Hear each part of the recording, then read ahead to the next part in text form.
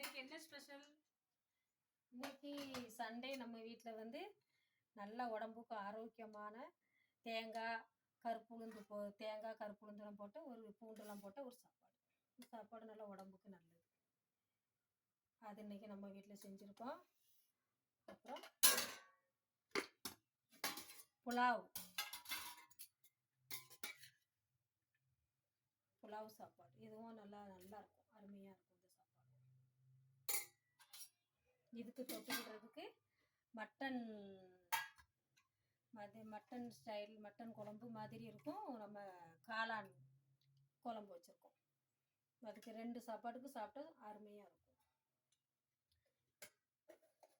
அதுக்கு கொஞ்சம் தயிரும் வெங்காயமும் போட்டு போட்டு வச்சுருக்கோம்.